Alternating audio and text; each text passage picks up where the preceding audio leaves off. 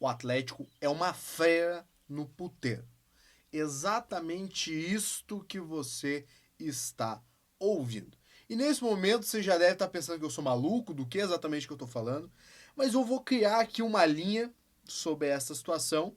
Eu vou explicar os lados positivos e os lados negativos de tudo isso. Mas antes de mais nada, não se esquece aí de se inscrever no canal, de curtir, comentar, compartilhar. E eu tenho uma dica muito importante para você. A nossa bet tem odds aumentadas para os jogos do Atlético no Campeonato Brasileiro. Então você vai fazer o seguinte, você vai clicar nesse QR Code que está logo aqui em cima, ou vai clicar no link que tem aqui embaixo e vai utilizar o cupom 1000grau. E o que você vai ganhar com isso? Você vai ganhar 150% de bônus. Ai, mas é muito bônus.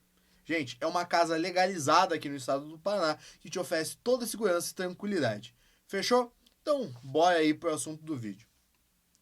O porquê o Atlético é esta freira dentro do prostíbulo? Bom, vamos lá.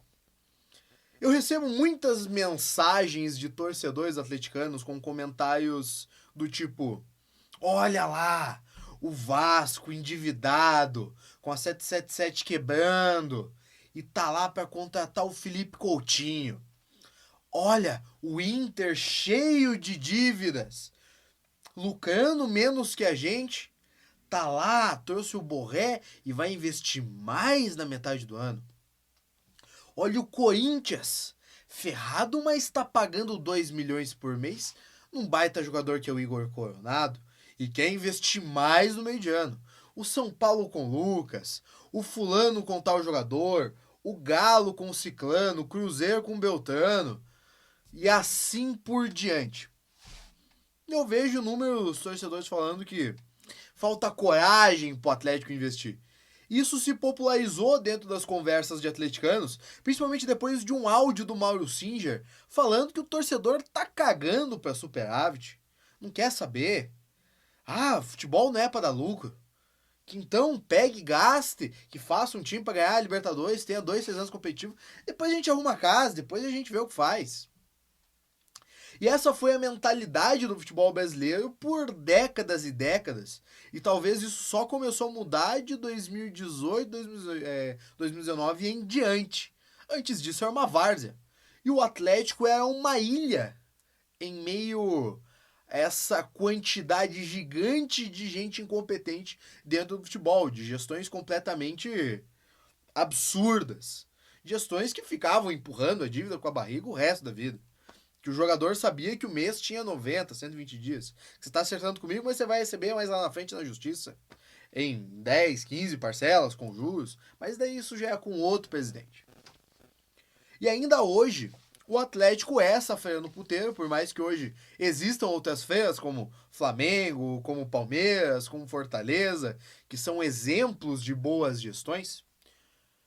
Ainda existem aí os times que são irresponsáveis, que gastam mais do que podem, pagam salários exorbitantes, que veem a sua dívida aumentar, mas que você não vê necessariamente o torcedor encher o saco por conta disso. O torcedor está mais irritado quando não tem o resultado dentro de campo do que quando tem algum problema ou anúncio de algum problema envolvendo dívida. Pelo lado positivo, o Atlético hoje é uma equipe extremamente competitiva, porque investiu em estrutura, investiu em estádio, investiu em CT, segurou por muitos anos para começar a investir. Mas, por um lado negativo, hoje o Atlético não sabe gastar, não sabe a hora de começar a investir, não sabe a hora de começar a botar o dinheiro no mundo. O Atlético hoje é um time rico, um time que tem capacidade financeira, um time que tem capacidade de ter ali os seus 2, 3 jogadores com patamares de salário mais altos, mas não faz. A impressão que eu tenho é que hoje nós temos uma diretoria e uma direção que querem fazer do Atlético grande, mas não sabem fazer um clube grande. E não contrataram talvez profissionais para isso. E talvez o Cuca venha para mudar um pouco essa mentalidade, já que ele já trabalhou dentro dessa função em outras equipes, e ele foi justamente pro Galo para fazer isso. Ele mudou tudo lá com o Ronaldinho, convencendo inclusive o jogador aí. O Atlético hoje não sabe gastar os seus recursos, não sabe onde investir, não sabe qual jogador trazer para ter uma mudança de patamar ou para dar um passo à frente. Nós temos diretores que souberam construir uma empresa. Agora, com essa empresa consolidada, eles não sabem como desenvolver e dar continuidade em um clube de futebol que quer ter as ambições que o clube tanto fala.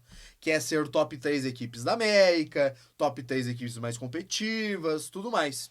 E nós vemos muito essa situação com base em jogadores que o Atlético deixa passar. Um exemplo que está acontecendo é o André Ramalho. Um cara que pode chegar, resolver a defesa do Atlético, um excelente jogador, mas que está negociando com o Vasco. E o Atlético sempre naquela morosidade, sempre com aquele pé atrás, sempre com muito medo. E esse medo faz com que muitas vezes nós acabamos ali pegando certas rebarbas do mercado por preços muito altos. Lucas Diori, Romeu Benítez, isso aconteceu com Carlos Eduardo, Marquinhos Gabriel, entre tantos outros. O Atlético, por conta dessa situação, por conta dessa filosofia, por ser esta feira no puteiro, ele não aprendeu a gastar, ele não aprendeu a ter a malícia da parada. O Atlético hoje às vezes é muito inocente e muito receoso para dar um passo à frente.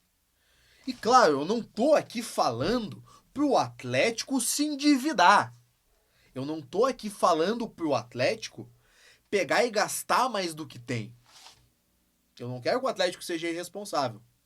Mas eu acho que tá na hora do Atlético ser mais rebelde, ser mais ousado e arriscar um pouco mais. Porque afinal, nenhum grande bilionário, nenhuma grande empresa chegou no topo sem pegar e assumir alguns riscos.